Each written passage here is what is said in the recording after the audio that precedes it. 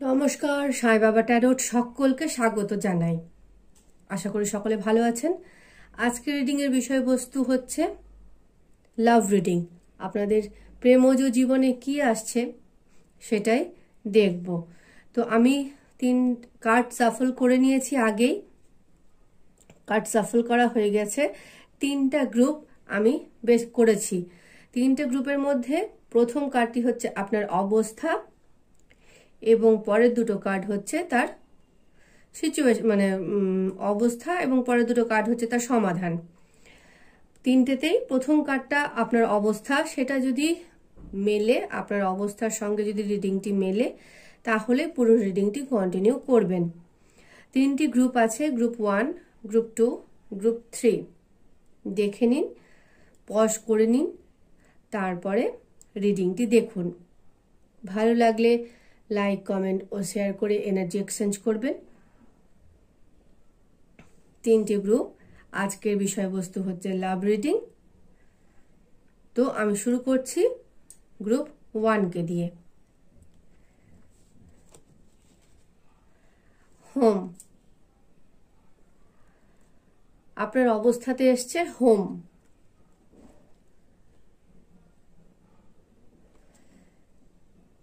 Your home should be a place of rest with positive energy.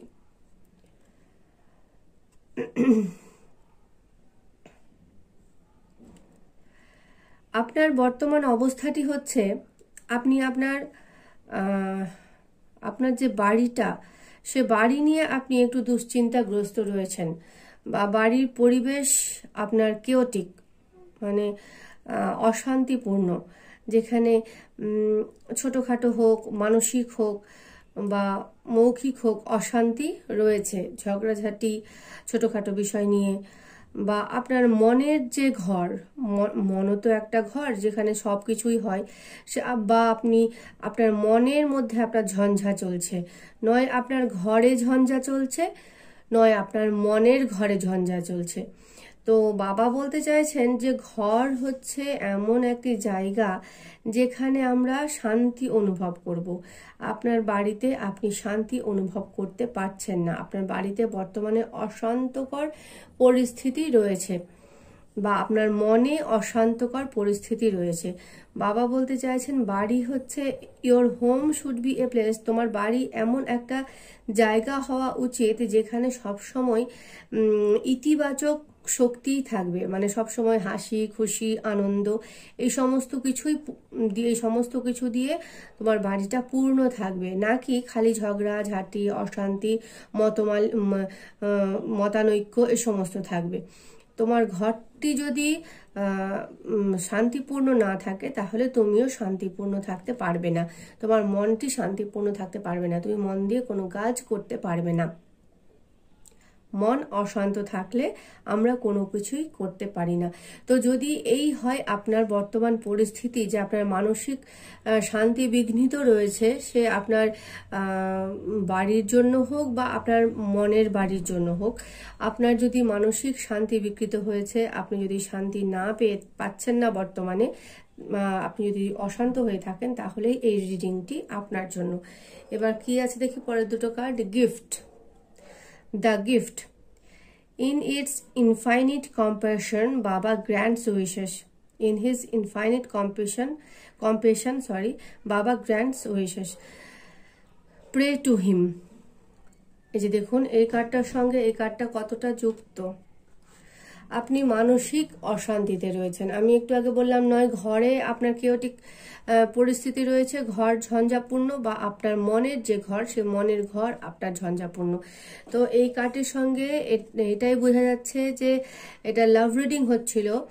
আমি এটা একটা love reading করতে বসেছি। তো এটা হচ্ছে আপনি কোনো সম্পর্ক নিয়ে আপনার মনে ঝড় উঠেছে, ঝঞ্ঝা উঠেছে, যে সেটা সফল হবে কি হবে না, সে আপনার কাছে আসবে কি আসবে না, আপনার কথা সে শুনবে কি শুনবে না। বাইরেও কেউ, আমার বাচ্চাদের কচর মচর শুরু হয়ে গেল। তো এটা ইন্ডিকেট করে যে আপনার মনের মধ্যে একটা ঝঞ্ঝা চলছে। তো বাবা বলছেন যে তুমি ইন হিজ ইনফাইনিট কম্প্যাশন বাবা গ্র্যান্ডস উইশেস, বাবা আপনার যে প্রার্থনাটা সেটা গ্রহণ করবেন, সাদরে গ্রহণ করবেন, সমস্ত মানে সর্বাগ্রে বাবা তোমার প্রার্থনাটি গ্রহণ করবেন। তুমি প্রে টু হিম, বাবার কাছে প্রার্থনা করে যাও। মনের যে অশান্তি রয়েছে সেটি তুমি বাবার চরণে অর্পণ করো, করে প্রার্থনা করে যাও। বাবা তোমার প্রার্থনা অবশ্যই শুনবেন। তার জন্য তোমাকে বাবার কাছে সাদরে আন্তরিকতার সহিত প্রার্থনা করতে হবে। ফ্রি উইল, তিনটা কার্ডই কত সুন্দর। আপনার মানসিক অশান্তি রয়েছে, মানসিক অশান্তি রয়েছে, সেই অশান্তি আপনি সাই বাবার চরণে ন্যস্ত করুন বা আপনার ঈশ্বরের চরণে ন্যস্ত করুন। আপনার ঈশ্বর বা সাই বাবা আপনাকে পুরস্কার স্বরূপ আপনার সেই ঝঞ্ঝা দূর করবেন, আপনার মনের মানুষটিকে আপনার কাছে ফিরিয়ে দেবেন। দেখুন, ফ্রি উইল, স্বাধীন চিন্তা। Give your free will two বাবা অ্যান্ড নট ইউর ডিজার্ড স্ক্রিপ্ট। তুমি যেটা লিখেছো সেটা তুমি না, তুমি তোমার সমস্ত ইচ্ছাকে বাবা শ্রীচরণে ন্যস্ত করো। দেখবে তুমি সমস্ত কিছুই বাবা তোমার সমস্ত ইচ্ছেই পূরণ করছেন। আপনার মধ্যে মনের অশান্তি রয়েছে, আপনি কোনো প্রেমজ সম্পর্ক নিয়েই, আমি যেহেতু এটা লাভ রিডিং করছি তাই আমি এটা প্রেমজ সম্পর্কটাই ধরছি। প্রেমজ সম্পর্ক নিয়ে আপনি খুব অশান্তিকর পরিস্থিতির মধ্যে রয়েছেন, আপনার মনে অশান্তি রয়েছে, বা আপনার সম্পর্কটি নিয়ে আপনার বাড়িতেও অশান্তি রয়েছে। তো বাবা বলছেন যে আপনার ইচ্ছেটি আপনি বাবার চরণে অর্পণ করুন। আপনার সমস্ত স্বাধীন ইচ্ছা, স্বাধীন চিন্তা, সমস্ত কিছু বাবার চরণে অর্পণ করুন। বাবা ঠিক আপনার মনের ইচ্ছে পূরণ করবেন। এই হলো প্রথম রিডিং। এবার আসি দ্বিতীয় রিডিংয়ে। Miracle. Miracles happen. Look out for the miracle in your life.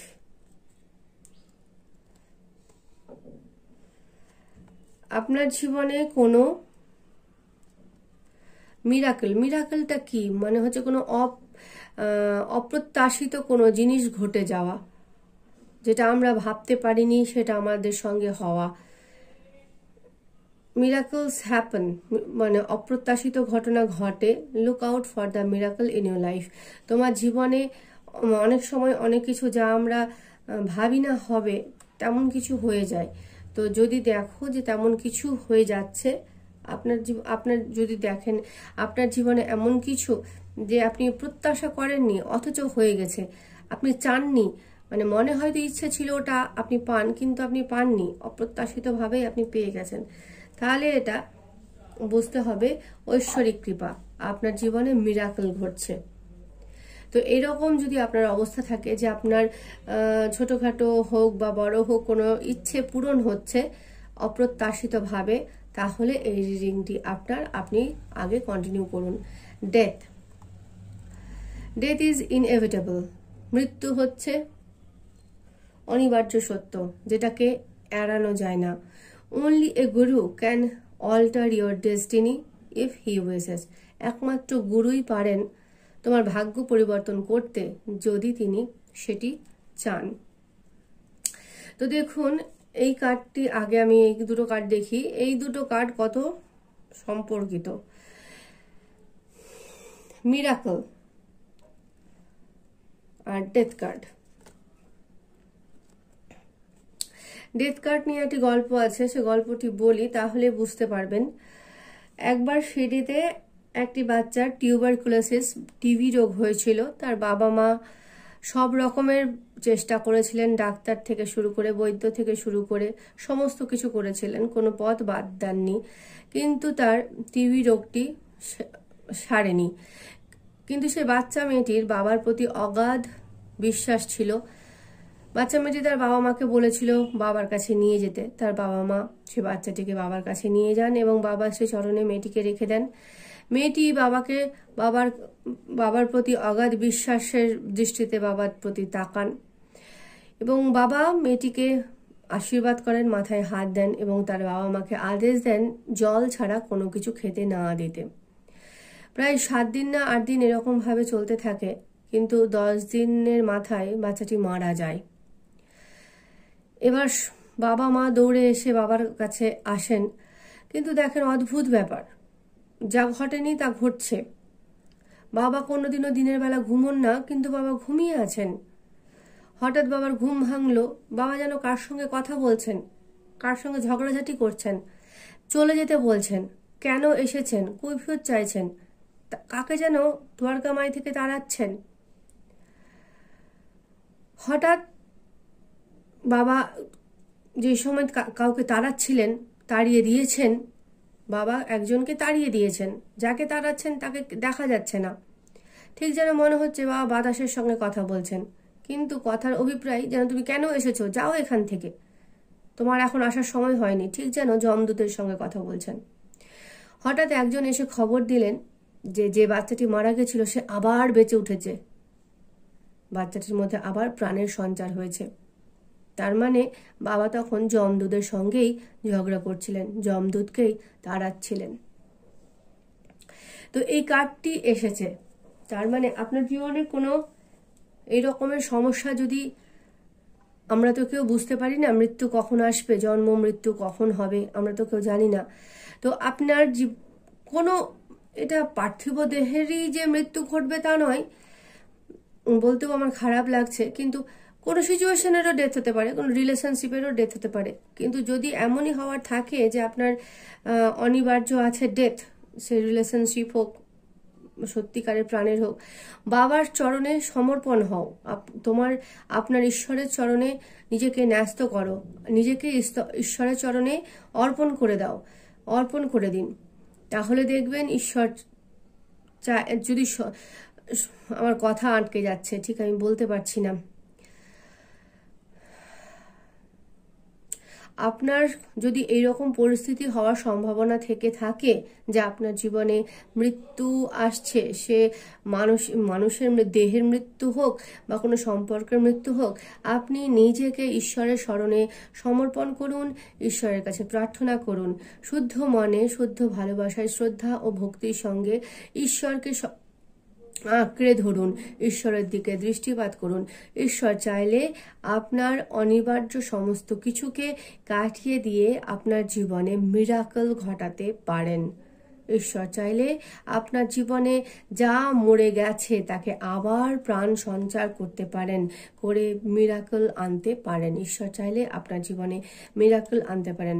এটা যেহেতু লাভ রিডিং, তো আমার মনে হচ্ছে আপনার যে সম্পর্কটা সেটার হয়তো মৃত্যু হবে, মানে আপনি যাকে ভালোবাসেন, নারী পুরুষ নির্বিশেষে, আপনি যাকে ভালোবাসেন, যে রিডিংটি শুনছেন, তিনি যাকে ভালোবাসেন, আপনি যদি মেয়ে হয়ে থাকেন তো আপনি যেই পুরুষটিকে ভালোবাসেন, বা আপনি যদি ছেলে হয়ে থাকেন তো আপনি যে মেয়েটিকে ভালোবাসেন, আপনাদের এই সম্পর্কটার মৃত্যু হয়তো অবশ্যম্ভাবী।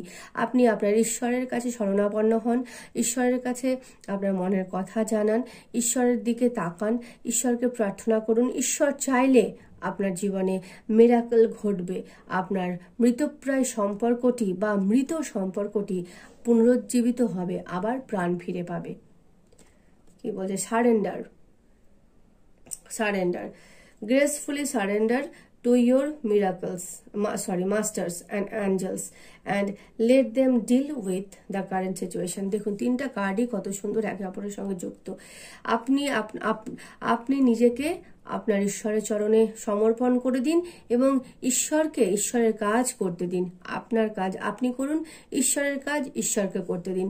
আপনার জীবনে যদি কোনো হয়তো মিরাকল বলতে হয়, মিরাকলটা সাধারণত পজিটিভ ক্ষেত্রেই হয়। আপনার যদি মনে কোনো সম্পর্কের যদি আপনি চান না, অথচ আপনার সম্পর্কটি নষ্ট হয়ে গেছে বা নষ্ট হতে বসেছে বা নষ্ট হচ্ছে, এরকম যদি থাকে, আপনি সম্পূর্ণরূপে ঈশ্বরের কাছে শরণাপন্ন হন, ঈশ্বরের চরণে নিজেকে সমর্পণ করে দিন। ঈশ্বর চাইলে আপনার সেই মৃতপ্রায় সম্পর্কটির মধ্যে আবার প্রাণ সঞ্চার করতে পারেন। এবার আসি রিডিং গ্রুপ 3 কে নিয়ে। পারসিস্টেন্স, পারসিস্টেন্স মানে হচ্ছে নাছোড় বান্ধা বা কন্টিনিউটি বা কি বলবো, এটা গতি রাখা। পারসিস্টেন্স, বি পারসিস্টেন্ট মানে প্রত্যেক দিন কি বলবো, কন্টিনিউটি মেনটেন করা। কোনো একটা কাজ তুমি রোজই করে যাও, বন্ধ করো না। অ্যান্ড নক অন বাবাস ডোর। তুমি তোমার কাজটা অনবরতভাবে করতে থাকো, এবং তোমার এই যে অনবরতভাবে তুমি যে কাজ করছো সেটি বাবার দরজায় করাঘাত করা হবে। বি পারসিস্টেন্স, তোমার এই বিদ্যমানতা, প্রত্যেক দিন তুমি একটা কাজ করেই যাচ্ছ, কাজ করেই যাচ্ছ, কাজ করেই যাচ্ছ, বাবা বাধ্য হবেন তোমার ডাকে সাড়া দিতে।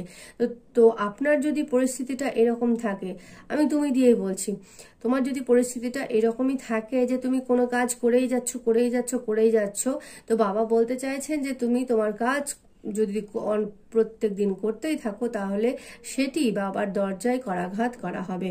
তোমার এই অনবদ্য প্রচেষ্টাই বাধ্য করবেন বাবাকে সাড়া দিতে। তো তোমার পরিস্থিতি যদি এরকম থাকে যে তুমি অনবরতভাবে কোনো কাজ করে যাচ্ছ এবং তার প্রতিফল তুমি পাচ্ছ না, তাহলে এই রিডিংটি তোমার জন্য। তো বাবা বলতে চাইছেন তুমি প্রতিনিয়ত তোমার কাজ যদি করেই যাও, তোমার এই প্রতিনিয়ত কাজ করার অভ্যাসটি হবে বাবার দরজাতে ধাক্কা দাও। আমরা দরজায় গিয়ে ঠক ঠক ঠক ঠক করি, তো তুমি প্রত্যেক দিন যে তুমি তোমার কাজটা করছো, এই কাজ করার যে একটা কি বলবো প্রতিক্রিয়া, সেই প্রতিক্রিয়াটাই বাবার দরজায় করাঘাত করা হবে। তো কি বলছে, অমনি প্রেজেন্স। বাবা হচ্ছেন অমনি প্রেজেন্স, মানে কি সব জায়গায় উপস্থিত। বাবা is not constrained by time or space. He will come to your aid whenever you need him. বাবা omnipresence, মানে omnipresence হচ্ছে সব জায়গায় উপস্থিত, সর্ববিদ্যমানতা, সর্বস্থানে বিদ্যমান। বাবা কোনো একটা নির্দিষ্ট স্থানে সীমাবদ্ধ নেই যে ঠাকুরের মন্দিরেই বাবাকে পাবো, আমি রাস্তায় বাবাকে পাবো না, না, মন্দিরেও যেমন পাবো, রাস্তাতেও তেমন পাবো। কার্ডটা দেখো কত সুন্দর। বলছেন তুমি তোমার কাজ করে যাও, তুমি যেখানেই বসে কাজ করছো তুমি সেখানেই কাজ করো, সেখানেই ঈশ্বর আসবেন। তুমি যেখানে কাজ করছো সেখানেই ঈশ্বর। কাজই কথায় বলে না, কর্ম হচ্ছে লক্ষ্মী। তুমি যেখানে তুমি কাজ করবে সেখানেই মা লক্ষ্মী এসে বসতি স্থাপন করবেন। তো বাবা বলছেন যে তুমি কন্টিনিউ ভাবে কাজ করে যাও, বা ঈশ্বর কোনো একটা নির্দিষ্ট স্থানে সীমাবদ্ধ নেই যে ঠাকুর ঘরে গিয়ে ডাকলেই পাবো, আমি কাজকর্ম ছেড়ে শুধু পুজো করছিস, তা নয়। তুমি তোমার কর্ম করো, কর্মের মধ্য দিয়েই তুমি তোমার ঈশ্বরকে তুমি দেখতে পাবে। কারণ ঈশ্বরের তোমার কাছে আসার জন্য কোনো নির্দিষ্ট দরজা বা নির্দিষ্ট জায়গার দরকার হয় না। ঈশ্বর দেখেন কর্ম, দেখেন মনের শুদ্ধতা, দেখেন মনের পবিত্রতা, দেখেন মনের ইচ্ছা।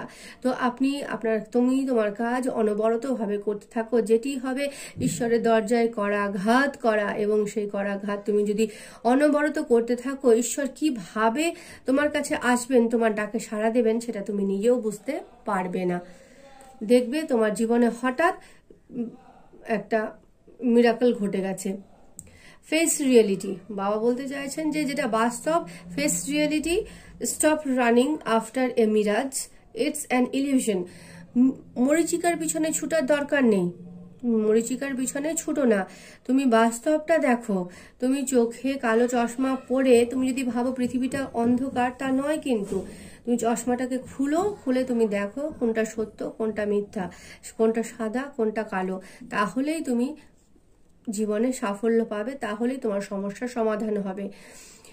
তুমি অনবরতভাবে কাজ করে যাও, তোমার এই কাজের থেকে যে প্রতিধ্বনি সৃষ্টি হবে সেটি বাবার দরজায় করাঘাত করবেন। এবং তুমি সত্যটাকে উপলব্ধি করার চেষ্টা করো, কোনটা সত্য কোনটা মিথ্যে, সেটাকে তুমি দেখো। মরিচিকার পিছনে ছুটো না, যেটা বাস্তবের পিছনে ছুটো। সাদা চোখে তুমি দেখো যে তুমি মরিচিকা দেখছো না সত্যি আলো দেখছো। মরিচিকা কি? আমরা বিজ্ঞানে পড়েছি যে মরুভূমিতে সূর্যের আলো এমন ভাবে বালির ওপর পড়ে, ঠিক দেখে মনে হয় যে জল। সেই মরীচিকার পিছনে আমরা ছুটতে থাকি, যে আমরা জলের পিছনে ছুটছি, আমরা জল খেতে যাচ্ছি, কিন্তু যতই আমরা জলের কাছে যাই ততই জলটা যেন আমাদের থেকে দূরে চলে যায়। তার মানে কি, ওটা তো জল নয়, তো জল তুমি পাবে কেমন করে? তো বাবা বলতে চাইছেন এমন কাজ তুমি করো না যেটাকে তুমি ধরতে পারবে না, তুমি এমন কাজ করো যেটাকে তুমি ধরতে পারবে। তার মানে যেহেতু এটা লাভ রিডিং, বাবা বলতে চাইছেন তুমি এমন কাউকে ভালোবেসো না যে তোমাকে ভালোবাসে না, তাকে তুমি ভালোবেসো না।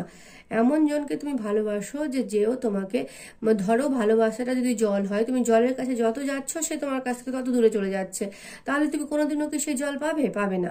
কিন্তু পাবে তখনই যদি ঈশ্বর চান মরীচিকাকেও জলে পরিণত করতে পারেন।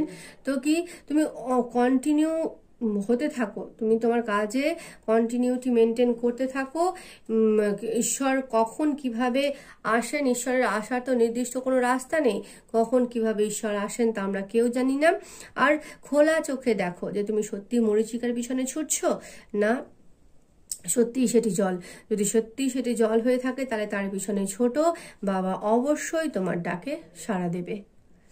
এই ছিল আজকের রিডিংটি যদি ভালো লাগে অবশ্যই আমার পাশে থাকবেন। আবার আসবো আগামীকাল অন্য একটি রিডিং নিয়ে। টাটা।